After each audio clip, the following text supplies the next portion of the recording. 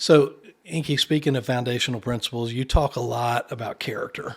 Absolutely. So, I would love to hear your thoughts on how do you define character, to young kids? How do they, what does it mean in a sports environment? What translates beyond sports, and how do kids build character? Absolutely. I believe character is when what you do, what you say, and how you live your life becomes one. And so I often would say to guys I play ball with, I would be like, man, I don't care how tall your daddy is. You got to do your own growing, right? And just saying like, bro, every day we got to cultivate and we got to build it. Like character is not something we inherit, regardless of who our parents were, regardless of where we were raised, regardless of how we came up.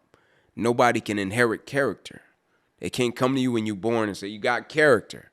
You got to build that. Regardless if you grew up in 2-bedroom house, 14 people, 14-bedroom house, whatever it is, you still have to cultivate and build character.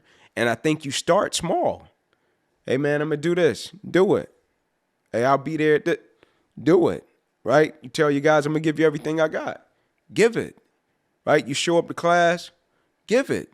And so guys always think it has to be something grand. And I told a story about a speech I gave a team. It was a Gatorade bottle. I was in a facility. I'm greeting guys, and it's a Gatorade bottle, like just sitting right on the floor. And guys just step over it. What up, Ink? I'm like, what up? Guys step over. What up, Ink? After like 15 guys, I'm like, oh, nobody's going to pick it up, right? They just stepping over, dap me up, go into the team room. And as they're talking, yeah, we're going to win the championship this year, this, that, and the third. I'm like, cool. And all of them go in the room and they sit down. And I'm like, the Gatorade bottle's still there. And I grab it and I go into the room and I was like, I said, y'all gonna be great. Y'all gonna win the conference championship. Yeah. I said, how you gonna be great, man? You can't even pick up a Gatorade bottle in your facility, right? Like greatness is in the details. That's your character, right? Like when I help coach, and I'm thankful that the guys allowed me to do it. When I was 9, like they asked me, and then I helped coach my son's team.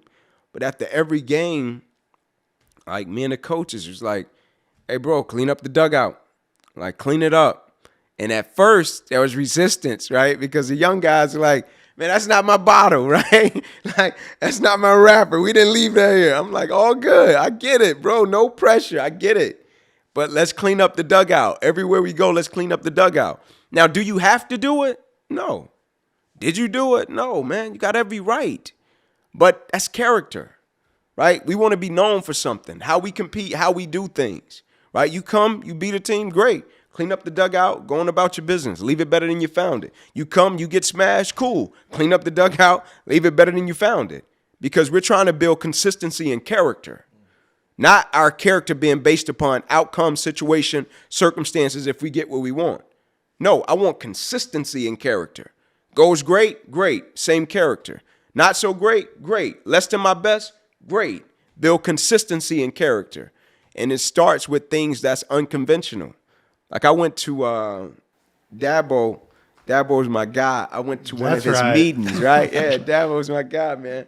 I went to one of his meetings, and he was just talking life. And I was sitting in the room, and he's just talking life, right? Going and going, just talking life. And I'm waiting on the ball, right? I'm like, he's going to start talking football. Right, because Clemson, they have success, man. They've done well over the past 10 years. Like, it's been incredible. And he was just talking life, and then they got to a little bit of ball. And so I asked the guy beside me, I was like, hey, bro, is it always like this?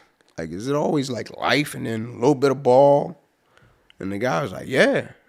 It was like he believes if you build a young man, the ball will take care of itself. It's like, so he's focusing on building young men, and football will take care of itself. Now, that's not saying that he doesn't work on it. He works on it a lot. But when he gets before those guys, just let them know, like, nah, man, I care about you first as a young man. Because if I got a better you, I'll have a better football player. And I think oftentimes when we look at young athletes, it's how can I build the best shortstop? How can I build the best center fielder? How can I build the best four-hole hitter?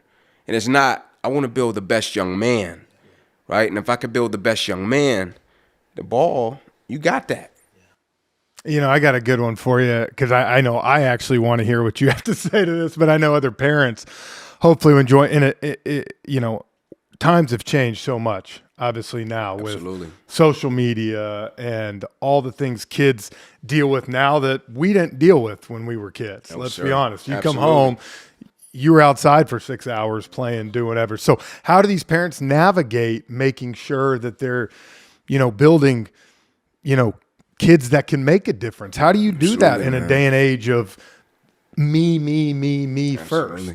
Oh man, like you hit it on the head. It's tough too, because social media and just environments and culture is just so important because it drives everything.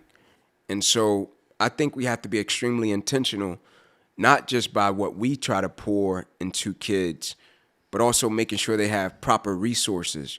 That's why things like this is so important. Per athlete, things that we can drive them to say, hey man, check out this, right? Constantly trying to override the other things in society that tell them otherwise. Hey man, check out this guy. Hey, I met with a guy yesterday that's doing golf, right? And I was like, man, that's so cool. Like I never knew about golf growing up. But I asked him more so about his story. I said, so when I meet a young kid and they play golf, I could be like, hey man, check this guy out. Yeah. And so constantly being intentional about the resources that we point them to, and also overriding the thought process to try to counter some of these things, because you can't take them away from it, right? Because the world and the access to information is there.